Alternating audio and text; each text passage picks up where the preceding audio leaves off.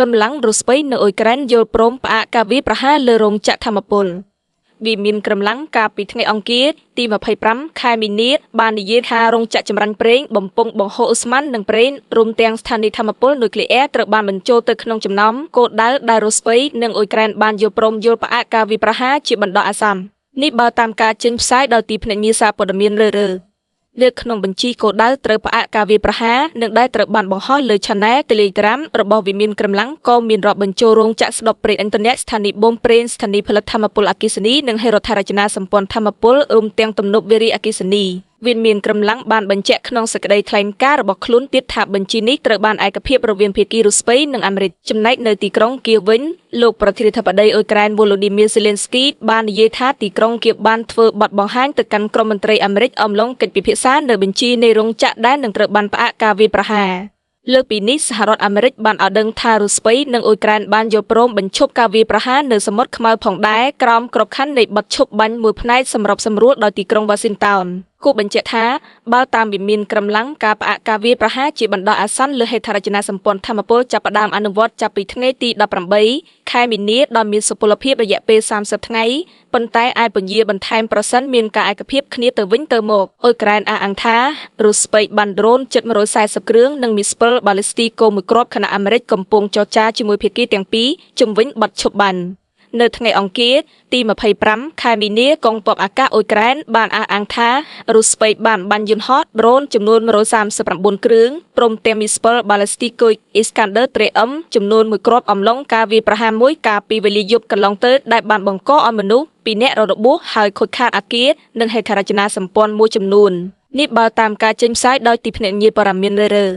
កងទ័ពអាកាសអ៊ុយក្រែនបាននិយាយថាកងកម្លាំងរបស់ខ្លួនបានបាញ់ទម្លាក់ដ្រូនរុស្ស៊ី78គ្រឿងរីឯ34គ្រឿងទៀតមិនបានហោះទៅដល់គោលដៅរបស់ពួកវាទេប៉ុន្តែពុំបានបញ្ជាក់ច្បាស់ថាតើអ្វីបានកើតឡើងចំពោះដ្រូន27គ្រឿងទៀតឬមីស្ពិលមួយគ្រាប់នោះឡើយការវាយប្រហារនោះបានបណ្ដាលឲ្យមនុស្ស2នាក់រងរបួសនិងការខូចខាតអគារក៏ដូចជាហេដ្ឋារចនាសម្ព័ន្ធមួយចំនួននៅតំបន់ដូចជាពុលដាវ៉ាខាខៀនិងភីលគូបញ្ជាក់ថាការវាយប្រហារខាងលើរបស់រុស្ស៊ីកើតមានឡើងបន្ទាប់ពីកិច្ចពិភាក្សាជាច្រើនម៉ោងកាលពីថ្ងៃច័ន្ទរវាងក្រុមមន្ត្រីរុស្ស៊ីនិងក្រុមមន្ត្រីសហរដ្ឋអាមេរិកនៅឯប្រទេសអារ៉ាប៊ីសាអូឌីតស្ដីពីលទ្ធភាពបត់ឈប់បាញ់សមុទ្រខ្មៅក្នុងសង្គ្រាមជាមួយអ៊ុយក្រែននៅថ្ងៃអង្គារនេះក្រុមមន្ត្រីអ៊ុយក្រែនក៏កំពុងបន្តជួបជាមួយក្រុមមន្ត្រីអាមេរិកនៅអារ៉ាប៊ីសាអូឌីតដើម្បីជជែកអំពីរឿងបទឈប់បាញ់នេះផងដែរអាប់ដេតជិត2អ្នកស្លាប់ដោយសារភ្លើងឆេះប្រេងនៅកូរ៉េខាងត្បូងកើនដល់16នាក់ក្រុមមន្ត្រីកូរ៉េខាងត្បូងបានឲ្យដឹងថាចំនួនអ្នកស្លាប់ដោយសារភ្លើងឆេះប្រេងបានកើនឡើងដល់16នាក់ហើយខណៈភ្លើងឆេះប្រេងបន្តឆេះរាលដាលនៅទូទាំងតំបន់ភាគអាគ្នេយ៍នៃប្រទេសនេះបើតាមការចេញផ្សាយដោយទីភ្នាក់ងារសារព័ត៌មានលើភ្លើងឆេះប្រេងបានឆេះរាលដាលគួរឲ្យព្រួយបារម្ភនៅទូទាំងតំបន់ភាគអាគ្នេយ៍នៃប្រទេសកូរ៉េខាងត្បូងកាលពីថ្ងៃអង្គារទី25ខែមីនាដោយបង្ខំឲ្យមនុស្សរាប់ពាន់នាក់ភៀសខ្លួនចេញពីផ្ទះសម្បែងរបស់ពួកគេរីឯអាជ្ញាធរបានផ្ទេរអ្នកទោសរាប់រយនាក់ចេញពីពន្ធនាគារដែលស្ថិតនៅក្បែរទីតាំងមានភ្លើងឆេះប្រេងទៅកាន់ពន្ធនាគារផ្សេងជាបណ្ដោះអាសន្នគិតត្រឹមថ្ងៃពុធទី26ខែមីនាមនុស្ស12នាក់បានស្លាប់ដោយសារភ្លើងឆេះប្រេងក្នុងតំបន់យូហុងនិង4នាក់ផ្សេងទៀតបានស្លាប់ដោយសារភ្លើងឆេះប្រេងនៅក្នុងតំបន់សិនជឹងនៅឯតំបន់យូហុងក្រុមអ្នកពន្លត់អគ្គិភ័យកំពុងគ្រប់គ្រងបានត្រឹមតែ 60% ប៉ុណ្ណោះនៃភ្លើងឆេះប្រេងស្រុកពេលខ្យល់បក់ខ្លាំងកំពុងបង្កឧបសគ្គដល់ប្រតិបត្តិការពន្លត់ភ្លើងឆេះប្រេងយ៉ាងណាក៏ដោយប្រធានាធិបតីស្ដីទីលោកហាន់ដាក់ត្រេសូបានសន្យាថានឹងដាក់ពង្រាយឧទ្ធម្ភាគចក្រពន្លត់អគ្គិភ័យនិងក្រុមអ្នកពន្លត់អគ្គិភ័យបន្ថែមទៅប្រយុទ្ធជាមួយភ្លើងឆេះប្រេងគូបញ្ជាក់ថាបើតាមរដ្ឋាភិបាលកូរ៉េខាងត្បូងភ្លើងឆេះប្រេងបានបង្កការបំផ្លិចបំផ្លាញលើផ្ទៃដីជាង 15,000 ហិកតាហើយតំបន់រងគ្រោះមួយចំនួនត្រូវបានចាត់ទុកជាតំបន់រងគ្រោះមហន្តរាយហើយដែលការចាត់ទុកនេះនឹងតម្រូវឲ្យមានការបញ្ចេញមូលនិធិបន្ថែមនិងវិធានការផ្សេងទៀតវិភាគអន្តរជាតិហេតុអ្វីតៃវ៉ាន់ប្រឹងខ្មើដាក់ចិននៅបន្ទាប់ពីមេដឹកនាំតៃវ៉ាន់លោកឡៃជីនប្រេតេដាក់ចេញយុទ្ធនាការប្រឆាំងទៅនឹងរុយដែលលោកបានប្រមានថាជាការកើនឡើងនៃសកម្មភាពវិទ្យាសាស្ត្រនិងការឆ្លប់យកការសម្ងាត់របស់ចិននៅក្នុងខែមីនានេះប្រតិកម្មតបតបានកើតឡើងភ្លាមនៅទូទាំងតំបន់ច្រកសមុទ្រតៃវ៉ាន់ចិនបានឆ្លើយតបដោយការបង្កើនការដាក់ពង្រាយយន្តហោះយោធានិងនាវាចម្បាំងនៅក្បែរកោះតៃវ៉ាន់ហើយប្រមានលោកឡៃថាកំពុងប្រឡែងលេងជាមួយភ្លើងនៅតៃវ៉ាន់វិញគណៈបកប្រឆាំងបានចោទប្រកាន់លោកឡៃថាកំពុងបង្កគ្រោះថ្នាក់តាមរយៈការរករឿងចិន ប៉ុន្តែលោកឡៃត្រូវបានក្រុមអ្នកវិភាគមើលឃើញថាកំពុងថ្លឹងថ្លែងថាតើលោកអាចប្រកាន់ជំហរតម្រឹងប្រឆាំងនឹងអធិបុលចិនក្នុងពេលសប្តាហ៍ថ្ងៃបានដែរឬក៏យ៉ាងណានៅចំពោះមុខការសម្លុតគម្រាមយោធាពីប៉េកាំងនិងលទ្ធភាពដែលក្រុមគណៈបកប្រឆាំងនៅតៃវ៉ាន់អាចនឹងធ្វើសកម្មភាពប្រឆាំងរបៀបវារៈរបស់លោក David Sich ជាអ្នកវិភាគម្នាក់មកពី Council on Foreign Relations មានមូលដ្ឋានក្នុងទីក្រុង Washington បាននិយាយថាលោកឡៃហាក់កំពុងធ្វើការសន្និដ្ឋានមួយថាចិននឹងរដ្ឋបិទឬដាក់កំហិតលើសកម្មភាពរបស់ខ្លួនប្រឆាំងនឹងតៃវ៉ាន់ក្នុងពេលដែលប៉េកាំងកំពុងផ្ដោតលើការព្យាយាមចរចាជាមួយប្រធានាធិបតីអាមេរិកលោក Donald Trump ជំវិញសង្គ្រាមពាណិជ្ជកម្មដោយចង់សម្ដៅលើការដាក់ចេញវិធានការសន្តិសុខរបស់លោកឡៃលោក David Sich បានបន្ថែមថាលោកឡៃប្រហែលជាយល់ថាប្រសិនបើរូបលោកចង់ប្រកាន់ជំហរតម្រឹងជាមួយចិនគឺលោកគួរតែធ្វើវាក្នុងពេលមួយដែលចិនមិនចង់ធ្វើឲ្យមានភាពស្មុគស្មាញដល់កិច្ចពិភាក្សារបស់ខ្លួនជាមួយសហរដ្ឋអាមេរិកនៅតៃវ៉ាន់គណៈបកនយោបាយបានទាស់ពេញគ្នាអស់រាប់ទសវត្សរ៍មកហើយជំវិញថាតើតៃវ៉ាន់ត្រូវព្យាយាមធ្វើការជាមួយឬក៏ត្រូវនៅឲ្យឆ្ងាយពីចិនដែលបានចាត់ទុកតៃវ៉ាន់ជាខេត្តមួយរបស់ខ្លួននិងប្រមានប្រើកម្លាំងយោធាដើម្បីគ្រប់គ្រងដែនកោះមួយនេះនៅក្នុងករណីចាំបាច់ភាពតានតឹងបានផ្ទុះឡើងកាន់តែខ្លាំងចាប់តាំងពីលោកឡៃបានប្រកាសកាលពីថ្ងៃទី13ខែមីនាថាចិនគឺជាកម្លាំងសត្រូវពីខាងក្រៅដែលកំពុងព្យាយាមបំបែកបំបាក់និងបំផ្លាញតៃវ៉ាន់ចាប់ពីខាងក្នុងលោកបានដាក់ចេញវិធានការ17ចំណុចដើម្បីទប់ទល់នឹងចិនក្នុងនោះរួមមានទាំងការប៉ុនប៉ស្ដារតុលាការយោធាឡើងវិញដើម្បីកាត់ទោសយោធាតៃវ៉ាន់ទាំងឡាយណាដែលត្រូវបានចោទប្រកាន់ពីបទឆ្លូបយកការសំណាត់ឲ្យចិននិងបទអូក្រិដ្ឋពាក់ព័ន្ធនឹងសន្តិសុខដទៃទៀតតាមរយៈវិធានការទាំងនោះលោកឡៃចង់តាមដានយ៉ាងជិតស្និទ្ធលើការទំនាក់ទំនងរបស់ប្រជាជនតៃវ៉ាន់ជាមួយចិនដើម្បីទប់ស្កាត់នៅអ្វីដែលលោកកំពុងបារម្ភយ៉ាងខ្លាំងថាប្រជាជនតៃវ៉ាន់កាន់តែច្រើនឡើងបានលួចឆ្លូបយកការសម្ងាត់ទៅឲ្យចិន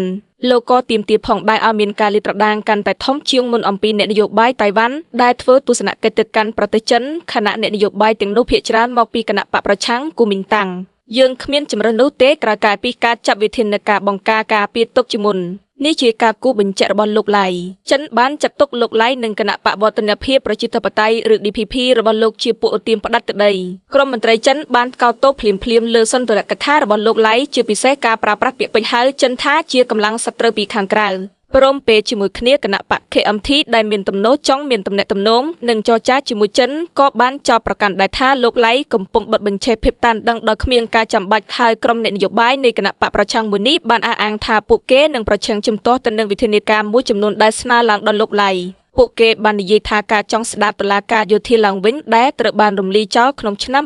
2013បន្ទាប់ពីមានបាតកម្មតវ៉ាប្រឆាំងនឹងការរំលោភបំពានប្រព្រឹត្តដោយទាហានគឺជាការវិលត្រឡប់ទៅរកកំហុសច្រំដែលហើយថាវិធានមួយចំនួនធំក្នុងចំណោមវិធានការទាំង17ចំណុចរបស់លោកឡៃគឺរដ្ឋបិទលើសិទ្ធិរបស់ប្រជាជនតៃវ៉ាន់ចំនួននយោបាយបែបនេះនៅតៃវ៉ាន់អាចនឹងបង្កភាពស្មុគស្មាញដល់ផែនការរបស់លោកឡៃក្នុងនោះមានជាពិសេសគឺការបង្កើនការចំណាយលើវិស័យយោធាដើម្បីយកចិត្តសហរដ្ឋអាមេរិកក្រោមការដឹកនាំរបស់លោក Donald Trump លោក Trump និងក្រុមមន្ត្រីរបស់លោកបាននិយាយតៃវ៉ាន់គួរតែបង្កើនការចំណាយលើវិស័យយោធាឲ្យដល់ 10% នៃផលិតផលក្នុងស្រុកសរុបបើធៀបទៅនឹងកញ្ចប់ថវិកាយោធាកន្លងមកមាន2.45% នៃ GDP លោកឡៃកាលពីខែរោមភៈបានសន្យាយល់ថានឹងប្រើប្រាស់កញ្ចប់ថវិកាពិសេសបន្ថែមនៅក្នុងឆ្នាំ2025នេះដើម្បីជំរុញការបង្កើនការចំណាយយោធាលើស 3% នៃ GDP ក៏ប៉ុន្តែការបង្កើនកញ្ចប់ថវិកាយោធាចាំបាច់ត្រូវឆ្លងកាត់ការយល់ព្រមសភាតៃវ៉ាន់ជាទីដែលគណៈបក KMT និងគណៈបកតៃវ៉ាន់ប្រផលអភ័ន្តរសញ្ញា Acid Party ក្តាប់សម្លេងភាគច្រើនតាមលោក David Sich លោកឡៃប្រហែលជាកំពុងគិតថាបើទោះជាពួកគេខឹងសម្បារលើរូបលោកក៏ដោយក៏ក្រុមគណៈបកប្រឆាំងតៃវ៉ាន់នៅទីបំផុតទៅនឹងគ្រប់គ្រងដល់ផែនការបង្កើនកញ្ចប់ថវិកាយោធារបស់លោកពីព្រោះលោកត្រាំកំពុងតាមមើលពួកគេមិនដាក់ភ្នែកចំណែកលោកប្រាសេលសាវវិញជានាយប្រតិបត្តិការនៃវិទ្យាស្ថាន Global Taiwan Institute ក្នុងទីក្រុង Washington យល់ថាមេដឹកនាំតៃវ៉ាន់រូបនេះអាចជំរុញឲ្យសភាអនុម័តកញ្ចប់ថវិកាពិសេសប៉ុន្តែត្រូវបង់តម្លៃនយោបាយមួយចំនួនក្រុមគណៈបកប្រឆាំងនឹងធ្វើឲ្យលោកឡៃរួមទាំងគណៈបកកាន់អំណាចរបស់លោកត្រូវបង់នៅតម្លៃនយោបាយមួយបើទោះជានៅទីបញ្ចប់ទៅពួកគេអាចនឹងយល់ព្រមដែលមានមួយផ្នែកក៏ព្រោះតែពួកគេដឹងថាលោកត្រាំកំពុងតាមមើលពួកគេមិនដាក់ភ្នែកក៏ដោយនេះជាការគូបញ្ជាក់របស់លោកប្រាសេលសាវគូបញ្ជាក់ថាគណៈបក DPP របស់លោកឡៃបានទទួលជាជំនះ 40% នៃសន្លឹកឆ្នោតសរុបក្នុងការបោះឆ្នោតសកលកាលពីឆ្នាំ2024ប៉ុន្តែគណៈបករបស់លោកបានបាត់បង់សម្លេងភាគច្រើននៅក្នុងសភាដូច្នេះ ដោយសង្ឃឹមថាអាចកាត់បន្ថយការក្តោបក្តាប់របស់បកប្រឆាំងនៅក្នុងសភាគណៈបក DPP បានគាំទ្រយុទ្ធនាការដកតំណែងប្រឆាំងក្រុមអ្នកតំណាងរាស្ត្រមកពីគណៈបកប្រឆាំងដោយប្រើច្បាប់មួយដែលចែងថាសមាជិកសភាម្នាក់អាចប្រឈមមុខនឹងការបាត់បង់អាសនៈប្រសិនបើអ្នកបោះឆ្នោតក្នុងសម្លេងគ្រប់គ្រាន់ចុះហត្ថលេខាលើញត្តិស្នើឲ្យដកតំណែងជាការឆ្លើយតបគណៈបក KMT ក៏បានគាំទ្រនីតិវិធីដូចគ្នានេះប្រឆាំងសមាជិកសភាមកពីគណៈបក DPP ផងដែរក្រុមអ្នកជំនាញភាគច្រើនជឿថាតៃវ៉ាន់កំពុងប្រឈមមុខនឹងការកើនឡើងនៃកិច្ចប្រឹងប្រែងរបស់ចិនដើម្បីបញ្ជិះឥទ្ធិពលរបស់ខ្លួនលើមតិសាធារណៈនៅតៃវ៉ាន់សម្ដៅលុបបំបាត់ទំនុកចិត្តរបស់ប្រជាជនតៃវ៉ាន់លើរដ្ឋាភិបាលនិងយោធារបស់ពួកគេព្រមទាំងប្រមូលព័ត៌មានសម្ងាត់នានាលោកឡៃបានកត់សម្គាល់ថាការកើនឡើងការគំរាមកំហែងពីចិនត្រូវបានឆ្លុះបញ្ចាំងតាមរយៈទិន្នន័យមនុស្ស64នាក់បានប្រឈមមុខនឹងការចោទប្រកាន់ឆ្លូបយកការសម្ងាត់នៅតៃវ៉ាន់កាលពីឆ្នាំ2024ពោលច្រើនជាង3ដងនៃចំនួនមនុស្សត្រូវបានចោទប្រកាន់កាលពីឆ្នាំ2021បើតាមលោកឡៃភាគច្រើននៃអ្នកដែលត្រូវបានចោទប្រកាន់ពីបទធ្វើចរកម្មឲ្យចិនគឺជាអតីតឬមន្ត្រីបច្ចុប្បន្ននៅក្នុងជួរកងកម្លាំងប្រដាប់អាវុធតៃវ៉ាន់លោកស៊ីជីនពីងការអានសៀវភៅគឺជាបរិយាកាសម្លាំងក្នុងអំឡុងពេលបើកមហាសន្និបាតនៃសភាទាំងពីររបស់ប្រទេសចិនឆ្នាំនេះលោកសេងជាជាងសាកលវិទ្យាធិការនៃសាកលវិទ្យាល័យកលកោសលហ្វូជៀនបានលើកឡើងទិន្នន័យមួយពេលថ្លែងសារកថាអនីតិជនប្រទេសចិនគិតជាមធ្យមអានសៀវភៅ 11.39 ក្បាលក្នុងមួយឆ្នាំដែលចំនួននេះច្រើនជាងមនុស្សពេញវ័យមជ្ឈដ្ឋានសាលាដែលអានសៀវភៅរំលេចចេញនៅទស្សនវិជ្ជាដ៏រស់រវើករុងរឿងលោកស៊ីជីនពីងបានចាប់អារម្មណ៍យ៉ាងជ្រាលជ្រៅនិងមានប្រសាសន៍ថាក្នុងយុគសម័យ Digital សង្គមអភិវឌ្ឍលឿនណាស់អាចអង្គុយអានសៀវភៅដោយស្ងប់ចិត្តនិងអត់ធ្មត់គឺមិនងាយស្រួលឡើយក្នុងយុគសម័យ Digital សេវាកម្ម Digital ដ៏ឆាប់រហ័សបានធ្វើឲ្យយើងទទួលបានព័ត៌មានយ៉ាងងាយស្រួលក៏ប៉ុន្តែមនុស្សក៏បានឃ្លាតពីការអានសៀវភៅជាបណ្ដាធ្លាប់តែយកចិត្តទុកដាក់អានសៀវភៅនៅទីស្ងប់ស្ងាត់ស្វែងរកតម្រេះប្រាជ្ញាពីក្នុងអក្សរអេលើត្រូវបានជំនួសដោយព័ត៌មានរហ័សនិងសិល្បៈកំសាន្តដ៏រាយប៉ាយជាបណ្ដាពេលបច្ចុប្បន្ននេះក្នុងជីវភាពរស់នៅរបស់មនុស្សប្រើតែម្រាមដៃចុចនេះចុចនោះព័ត៌មានដ៏ច្រើនសន្ធឹកបានលេចចេញមកភ្លាមពេលទំនេរចូលមើលចំណងជើងព័ត៌មានពី3អត្ថបទខ្លីៗតាមបណ្ដាញទំនាក់ទំនងសង្គមបានคล้ายទៅជាទម្លាប់របស់មនុស្សចំណែកឯការកាន់សៀវភៅមកអានបានប្រែទៅជាការសាក់លបងដែលកម្រខុសគេលោកស៊ីជីនពីងមានប្រសាសន៍ថាត្រូវផ្សារភ្ជាប់នៅការអានបែប Digital និងការអានបែបប្រពៃណីដើម្បីរក្សាគុណតម្លៃរបស់យើងចាប់ពីការអានសៀវភៅរហូតដល់ការអប់រំការអភិវឌ្ឍយ៉ាងឆាប់រហ័សនៃបច្ចេកវិទ្យាថ្មីទំនើបបាននឹងកំពុងជះឥទ្ធិពលលើគ្រប់វិស័យដែលគួរគិតពិចារណាយ៉ាងដូចម្តេចចំពោះស្ថានភាពបែបនេះលោកស៊ីជីនពីងបានឆ្លើយតបដោយចំចំណុចថាទី1ត្រូវរៀនប្រើប្រាស់នៅឧបករណ៍និងវិធីសាស្ត្រដែលបរៀនដោយបញ្ញាសិប្បនិម្មិតឲ្យទាន់សម័យកាលទី2គឺការអប់រំមិនអាចមើលរំលងលើការបន្តបណ្ដាខាងប្រាជ្ញាស្មារតីរបស់សិស្សបានឡើយមិនអាចបំបត្តិចោលនៅការបន្តបណ្ដាសមត្ថភាពខាងការយល់ដឹងនិងសមត្ថភាពដោះស្រាយបញ្ហាឡើយការអានសៀវភៅគឺជាវិធីសាស្ត្រដ៏សំខាន់សម្រាប់ពង្រឹងការអប់រំខាងស្មារតីប្រជាជនទាំងអស់អានសៀវភៅបានត្រូវសរសេរចូលក្នុងរបាយការណ៍រដ្ឋាភិបាលរយៈពេល10ឆ្នាំជាប់គ្នាដោយលោកស៊ីជីនពីងមានប្រសាសន៍ថាការអានសៀវភៅអាចធ្វើឲ្យមនុស្សរក្សាបាននូវការគិតពិចារណាយ៉ាងរស់រវើកនិងទទួលបានតម្រេះប្រាជ្ញានិងបណ្ដុះចេញនូវចំហយេសត្វរបស់មនុស្ស